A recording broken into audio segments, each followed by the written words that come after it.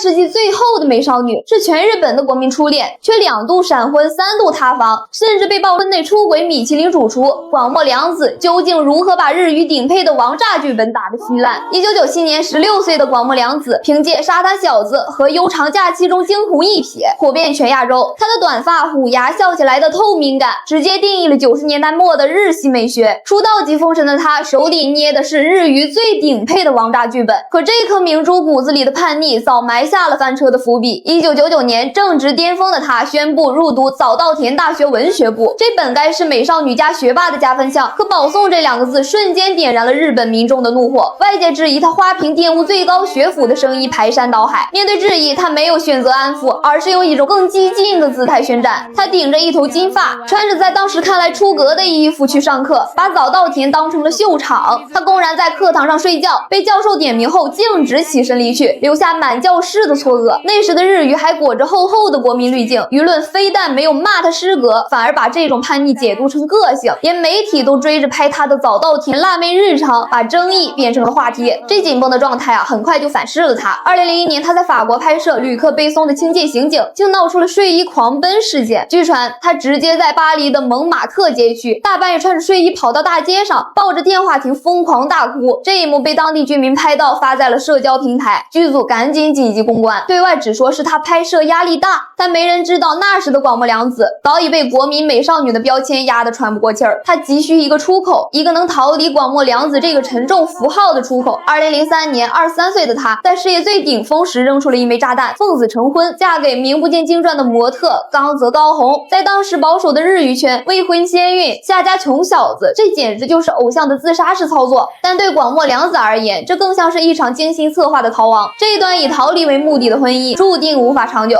2008年，她宣布离婚，带着儿子成单亲妈妈。从国民美少女到师德偶像，再到离婚单亲妈妈，她手里的王炸眼看就要打烂了。就在公众以为她会泯然众人时，她却展现了惊人的韧性。离婚后，她推掉了所有的捞钱快的综艺，自降片酬，一门心思扎进剧组试镜。她离婚后推掉所有综艺，专注试镜，甚至自降片酬争取小角色。为了拿到入殓师那个角色，她不仅跟着真正的入殓师实习了1周，连吃饭都在观察对方的神态。最终就在试镜时，靠着一场即兴表演的单亲妈妈送别孩子的戏，那温柔又克制的哭戏彻底打动了导演。2009年，这部电影拿下了奥斯卡最佳外语片。广末凉子从叛逆少女摇身一变成了演技派女优和坚强单亲妈妈，她的风评一夜逆转。可是2021年，她又梅开二度，嫁给了一个蜡烛艺术家。这个人浑身纹身，造型极其夸张，但对她言听计从。她生了2个孩子，开始上综艺、拍广告，大谈育儿经和幸福婚姻。她成功的让自己进入了历经风雨、重获新生的大女主剧本。如果故事在这里结束，那将是一个完美的浪女回头的都市童话。可惜她骨子里的不稳定从未真正的消失。2014年，她被拍到出轨小自己9岁的男演员佐藤健，夜宿对方家中。丑闻曝光后，她直接消失了。这场风波在事务所的强力公关、她丈夫的公开力挺，以及早期日语对国民美少女那层厚厚的宽容滤镜下，最终被强行压下。等风头过去，她又安然无恙的出来拍戏了。公众的纵容似乎让她产生了一种错觉。终于，时间来到了2023年，她被爆出出轨米其林主厨鸟语周作。这一次交换日记的曝光，彻底撕碎了她清冷美少女和坚强大女主的所有滤镜。大众为什么不再买账？因为那些文字展现的既不是真爱的深刻，也不是反抗的决绝，而是一种与她年龄和地位极不相称的幼稚和轻浮。更致命的是，她那个艺术家老公召开的记者会，她全程没有指责广末凉子，反而声泪俱下的道歉，说她是最好的妻子，她只是精神不稳定。她试图维护自己艺术家深情人设的表演，却将广末凉子定在了一个无法为自己行为负责的病人的耻辱柱上。这场出轨最终以广末凉子被事务所无限期雪藏告终。2024年2月，她又干了一件更广末凉子的事，她宣布离开合作了26年的老东家，自立门户。这似乎是她又一次的叛逆。纵观她的人生，